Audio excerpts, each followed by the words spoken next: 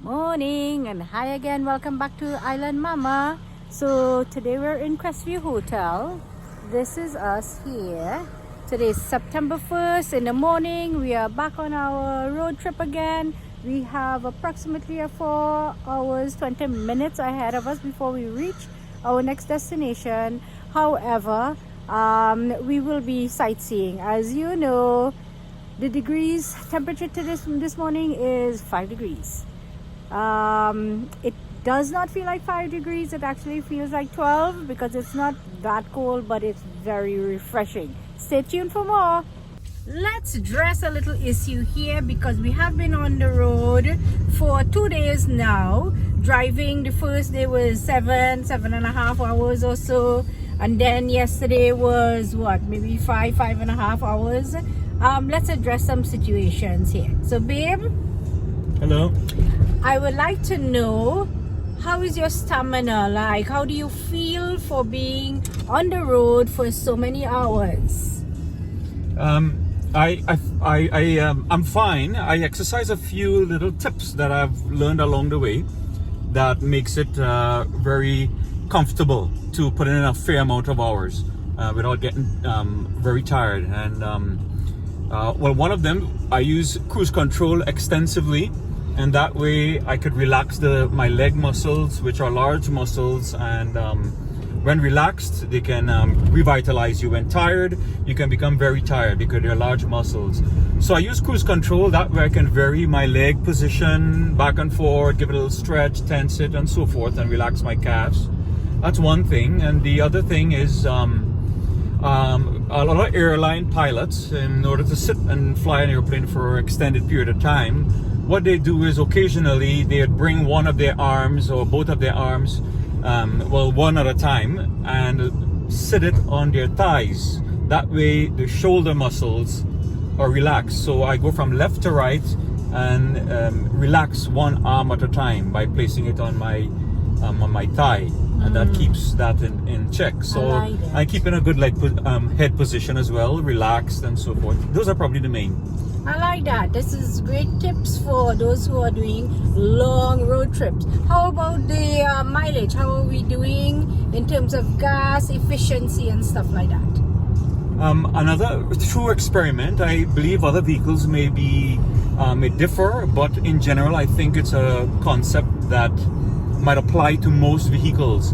And I've experimented with the fuel efficiency gauge in my vehicle, and I find that anywhere between 95 and 111 kilometers an hour gives me some sweet, really nice gas efficiency on the road. So I'm not stressed I don't bring myself as to how fast I can get there or not. I'm just quite interested in my fuel efficiency. So I cruise control between 95 and 110 or 111 exactly. There we go. That's great. So it's not about the time that we have to rush to get there, because if you're not on a time budget, then you know what, you want to have stamina. So let's practice these things. These things are by experience, I must say, and research that he has been doing this. And the gas consumption was when we checked it, around how much? At current gas prices, which is $1.65 average, it's costing 11 cents per kilometer, and with a mid-sized vehicle. Here we are heading to Wawa and past Wawa. What direction are we heading in? Westbound. We are heading westbound on Highway 101. If you notice on this side, the trees are already beginning to change their colors for fall.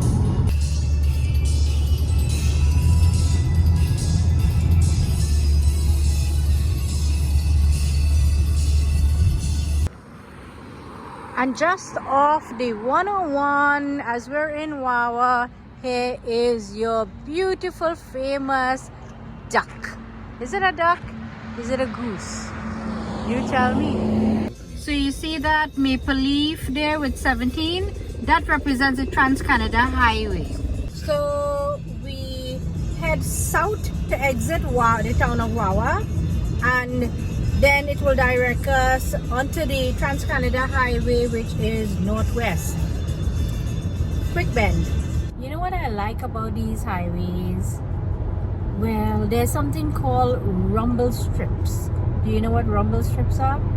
They are corrugated pieces or areas on the road that you're traveling in, whether it is on the right side of the lane or in the middle of the lane, that when your car swerves and go on it, it will go bum bum bum bum bum bum bum. You probably heard it before. It keeps you in line. It keeps you in your lane.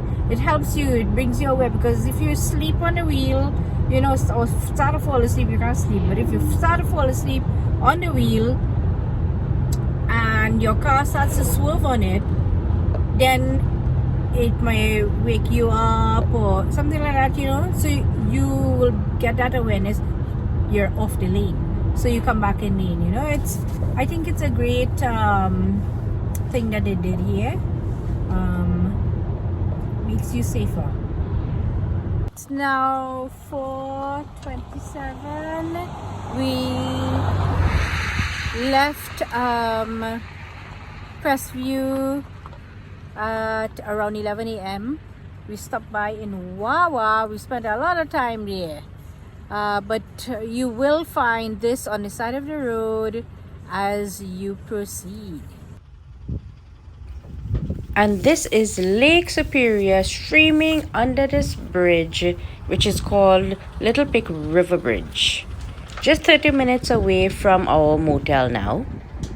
So it's 6 o'clock. We already went into the hotel and checked in, and we saw on the map that there is a waterfall somewhere close by. We are going to check it out while the sun is out still and the temperature is nice. And by the way, that is Lake Superior on the horizon.